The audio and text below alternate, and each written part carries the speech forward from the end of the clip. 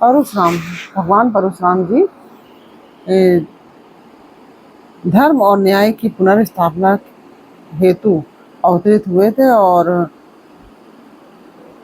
वो अक्षय तृतीया वाले दिन अवतरित हुए थे।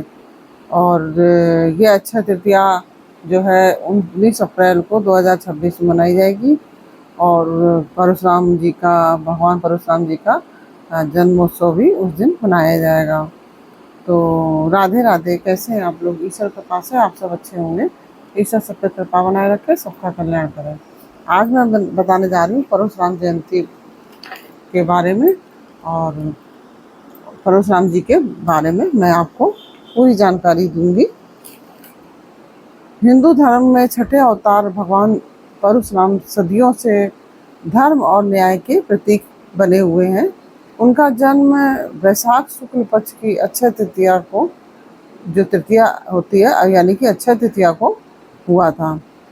जो वैशाख शुक्ल पक्ष की जो तृतीया होती है उस दिन अक्षय तृतीया मनाई जाती है। उसी दिन भगवान परशुराम जी अवतरित हुए थे। उनके पिता महर्षि जमदग्नि और माँ रेणुका धर्मपरायण थी। परशुराम जी का जन्म ब्राह्मण कुल में हुआ था, लेकिन उनका स्वभाव और कर्म एक योद्धा के समान था, इसलिए उन्हें ब्रह्म क्षत्रिय कहा जाता है। उनका नाम परशुराम दो शब्दों यानी कि परशु यानी कि परशु बोलते हैं फरसे को, और राम से बना हुआ है। कहा जाता है कि परशु उन्हें भगवान शिव ने प्रदान किया था और वे शस्त्र और शास्त्र दोनों में ही निपुण थे। उनके व्यक्तित्व में ज्ञान और साहस का अद्भुत मिश्रण था। परशुराम जी का मुख्य उद्देश्य पृथ्वी से अधर्मी और जो अत्याचारी क्षत्रिय थे उनका नाश करना था। उनके समय में कई राजा अहंकारी और अन्यायी बन गए थे। वे अपनी शक्ति का दुरुपयोग करके आम जनता को कष्ट पहुंचाते थे। हिंदू पौराणिक ग्रंथों के अनुसार परशुराम जी ने अत्याचारी राजाओं का संहार किया और धर्म की स्थापना की। सहस्त्रबाहु तो आप लोग जानते ही होंगे, सहस्त्रबाहु को भी परशुराम जी ने ही उनका सहस्त्रबाहु का भी संहार किया था। उनके इस कार्य से समाज में न्याय और शांति कायम हुई। परशुराम जी केवल योद्धा ही नहीं बल्कि एक महान शिक्षक भी थे। उन्होंने महाभारत काल के कई प्रमुख योद्धाओं को युद्ध और अस्त्र शस्त्र की शिक्षा दी थी। उनके जो प्रमुख शिष्य हैं वो भीष्म हैं, द्रोणाचार्य और कर्ण थे। भीष्म, द्रोणाचार्य और कर्ण उनके प्रमुख शिष्यों में थे। इनकी शिक्षा से ये युद्ध कला में निपुण बने और इतिहास में अमर हो गए।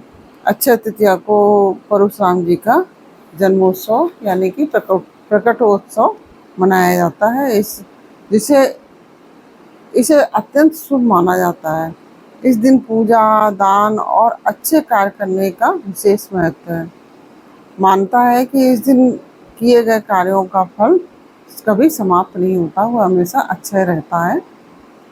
परशुराम जी को चिरंजीवी यानी अमर माना जाता है।